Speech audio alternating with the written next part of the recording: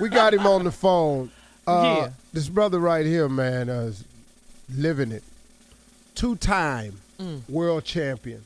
Wow. And not a lot of people can say that. Number 91, everybody, on the defensive line for the Super Bowl champion New York Giants, world champion New York Giants. Had 2 sacks in the big game. That's big. And caused the safety. At the beginning of the game, I was standing up on my feet hollering. He's a friend of the morning show. He's called in several times before.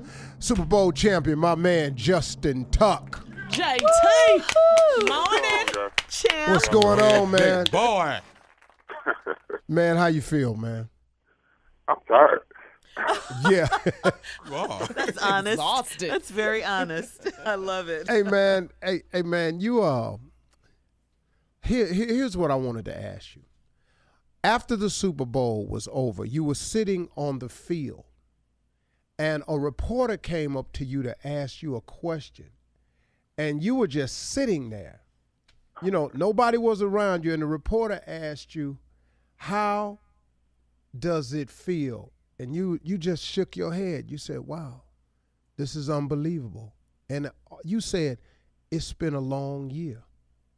I mean, at that moment right there, man, had it sunk in? Had you absorbed the moment yet? How were you feeling at that moment? Well, I know exactly what you were talking about. And in that reference right there, I was more or less talking about some of the struggles we had as a football team, some of the struggles I'd had as an individual. And, one thing we preach in our locker room is always believing, having faith in each other, and being all in.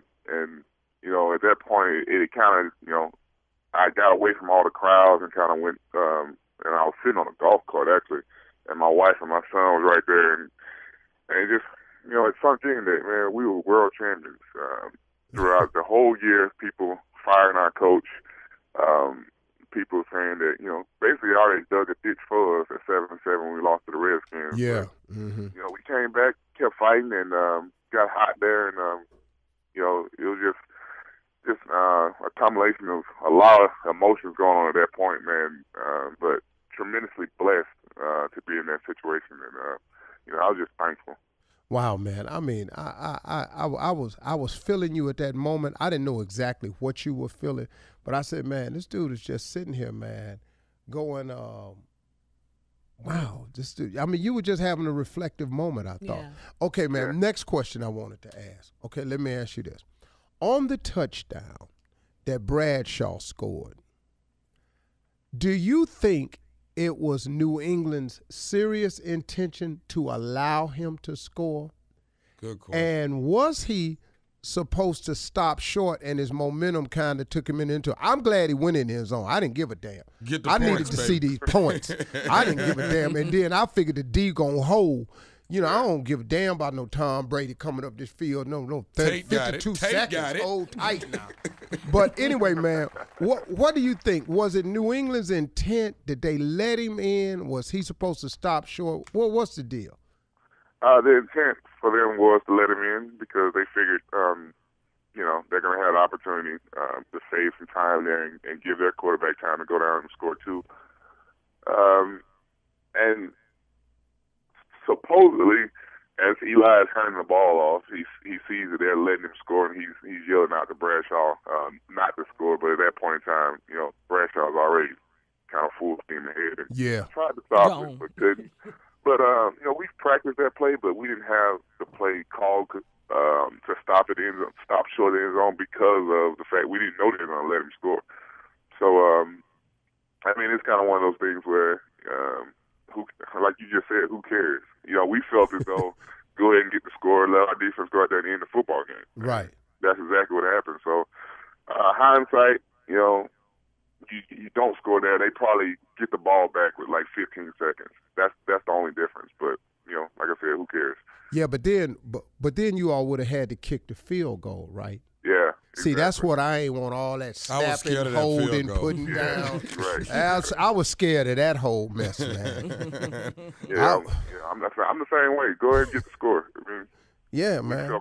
And it gave me an opportunity to go out there and get another sack, so I'm glad. Yeah.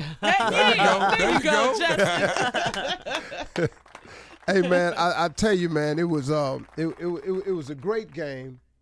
It was the most watched telecast in U.S. history. Wow. That's amazing. Super Bowl. Yeah. Big. Damn, Justin. I thought it was a Steve Harvey show. What'd you say, Steve? But I went, damn, dog. I thought it was a Steve Harvey show, but obviously it wasn't. Mistaken. In U.S. You're history, supposed to though? listen to, though. Yeah. Oh, see? Yeah. Hey, man, have you, what's the mood of the team, man? Who has surprised you? Has anybody surprised you on the team with their reaction to the Super Bowl? Have you seen more exuberance coming from some player that you didn't expect it from? You know, I put my man on blast, a good blast, though. We got a guy, Rocky Bernard, who's been in the league for, I think this is 12th year. He came from Seattle about 4 years ago. He played in the Super Bowl and lost. And he's one of these tough guys, you know what I mean? Like, he's one of our D tackles, big tough guy. Right. And I promise you, when that clock struck 0 and we was world champions, he was the first guy I saw crying. He was the first guy I saw squeezing people, telling him I love him. And it was just, you just tell it meant the world to him. Because before the game, he was like, man, I ain't going to cry. You know, one of those guys, one of those tough guys. Yeah. He was, weeping like a little girl. The teddy bear came Big out. Rocky, huh? I know you're going to hear about this, and you're going to tell me about it. But, hey, that just lets you know how important that game was to a lot of people. And, Absolutely. we, like I said, truly blessed to be in the situation that we're in. See, man, I appreciate you coming on the show, but those are the questions I wanted to ask. I got all of the, what was the turning point in the season? You dealt with injuries this year. Hell, you said that. I just like this type of information, man. And congratulations. Oh, in case y'all trying to figure out, I just punched it up. Rocky Bernard is number 95. Oh, okay. The legendary Rocky Bernard is now famous, baby. Rocky Bernard, we love you, boy. Congratulations, man, on finally getting that ring.